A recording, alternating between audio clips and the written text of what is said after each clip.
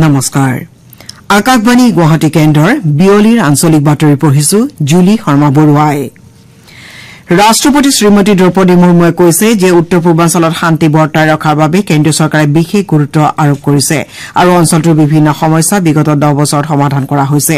ৰাষ্ট্ৰপতি শ্ৰীমতী মুৰ্মুৱে লগতে কয় যে অঞ্চলটোত শান্তি শৃংখলা অব্যাহত থকাৰ প্ৰতি লক্ষ্য ৰাখি প্ৰতিৰক্ষা বাহিনী বিশেষ ক্ষমতা আইন পৰ্যায়ক্ৰমে বিভিন্ন ঠাইৰ পৰা প্ৰত্যাহাৰ কৰা হৈছে আজি সংসদৰ উভয় সদনৰ যুটীয়া বৈঠকত ভাষণ দি তেওঁ কয় যে জনসাধাৰণে এইবাৰ অনুধাৱন কৰিছে যে চৰকাৰেহে তেওঁলোকৰ আশা আকাংক্ষা পূৰণ কৰিব পাৰে ৰাষ্ট্ৰপতিগৰাকীয়ে কয় যে নতুন চৰকাৰে সংসদৰ পৰৱৰ্তী অধিৱেশনত প্ৰথমখন সাধাৰণ বাজেট দাখিল কৰিব সুদূৰ প্ৰসাৰী নীতি আৰু ভৱিষ্যত দৃষ্টিকোণেৰে এই বাজেটখন প্ৰস্তুত কৰা হ'ব আৰু ক্ষীপ্ৰতাৰে এই বাজেটখনৰ বিভিন্ন সংশোধন কৰা হ'ব ৰাষ্ট্ৰপতিগৰাকীয়ে কয় যে বিগত 10 বছৰত দেশখন একাদশ স্থানৰ পৰা পঞ্চম বৃহৎ অৰ্থনীতিৰ দিশলৈ পৰিগণিত হৈছে বিশ্বৰ বিভিন্ন প্ৰান্তৰ সংঘাত আৰু মহামাৰীৰ স্বত্তেও ভাৰতে উল্লেখযোগ্য সাফল্য অৰ্জন কৰিছে তেওঁ কয় যে চৰকাৰে ভাৰতক বিশ্বৰ তৃতীয় বৃহৎ অৰ্থনীতিৰ দেশ হিচাপে গঢ়ি তোলাৰ বাবে প্ৰয়াস অব্যাহত ৰাখিছে শ্ৰীমতী মুৰ্মুৱে কয় যে চৰকাৰে ইয়াৰ আঁচনিসমূহৰ ফলাফলসমূহ যাতে সকলোৱে লাভ কৰিব পাৰে সেইটো সুনিশ্চিত কৰাৰ লক্ষ্যৰে কাম কৰি আছে আৰু প্ৰধানমন্ত্ৰী গ্ৰামীণ সড়ক যোজনাৰ অধীনত গ্ৰামাঞ্চলক সংযোগ কৰাৰ বাবে 3.8 লাখ কিলোমিটাৰ গ্ৰাম্য পথ নিৰ্মাণ কৰা হৈছে প্ৰধানমন্ত্ৰী নৰেন্দ্ৰ মোদীয়ে 30 জুনত আকাশবাণীযোগে প্ৰচাৰ হ'বলগীয়া মন কী বাত অনুষ্ঠানৰ বাবে জনসাধাৰণৰ পৰা দিহা পৰামৰ্শ বিচাৰিছে প্ৰধানমন্ত্ৰীয়ে সামাজিক মাধ্যমযোগে নৰেন্দ্ৰ মোদী এপ মাই গভ মুকলি মঞ্চৰ জৰিয়তে অথবা 1800117800 এই শুল্কবিহীন নম্বৰত ফোন কৰি পৰামৰ্শ আগবঢ়াবলৈ সকলোৰে প্ৰতি আহ্বান জনাইছে অনুষ্ঠানটিৰ এই খণ্ডটিৰ বাবে শুকুৰবাৰ পৰ্যন্ত পৰামৰ্শ গ্ৰহণ কৰা হ'ব এয়া হ'ব অনুষ্ঠানটোৰ 111 সংখ্যক খণ্ড আৰু শ্ৰী মোদী একেৰাহে তৃতীয়টো কাৰ্যকালৰ বাবে প্ৰধানমন্ত্ৰী হিচাপে নিৰ্বাচিত হোৱাৰ পাছত প্ৰচাৰ হ'বলগীয়া প্ৰথমটো খণ্ড আকাশবাণী দূৰদৰ্শনৰ সমগ্ৰ নেটৱৰ্কৰ লগতে আকাশবাণী ৱেবছাইট আৰু news on AIR mobile app যোগে এই অনুষ্ঠান প্ৰচাৰ কৰা হ'ব আকাশবাণী দূৰদৰ্শন নিউজৰ উপৰি প্ৰধানমন্ত্ৰী কাৰ্যালয় আৰু তথ্য সম্প্ৰচাৰ মন্ত্ৰালয়ৰ ইউটিউব চেনেল যোগেও এই অনুষ্ঠান প্ৰচাৰ কৰা হ'ব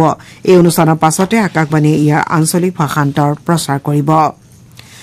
আকাশবাণী গুৱাহাটীৰ ৭৭ সংখ্যক প্ৰতিষ্ঠা দিৱস আৰু আঞ্চলিক বাতৰি বিভাগৰ ৬৮ সংখ্যক প্ৰতিষ্ঠা দিৱসৰ সৈতে সংগতি ৰাখি উচ্চতৰ মাধ্যমিকৰ পৰা স্নাতকোত্তৰ শাখাৰ ছাত্ৰ ছাত্ৰীসকলৰ বাবে এখন বাতৰি পৰিৱেশন প্ৰতিযোগিতাৰ আয়োজন কৰা হৈছে আগ্ৰহীসকলে আকাশবাণীৰ প্ৰচাৰৰ উপযোগী বাতৰিৰ এটা 1 মিনিটৰ অডিঅ' বাণীবদ্ধ কৰি নিজৰ নাম ঠিকনা শিক্ষাগত অৰ্হতা আৰু শিক্ষানুষ্ঠানৰ নামসহ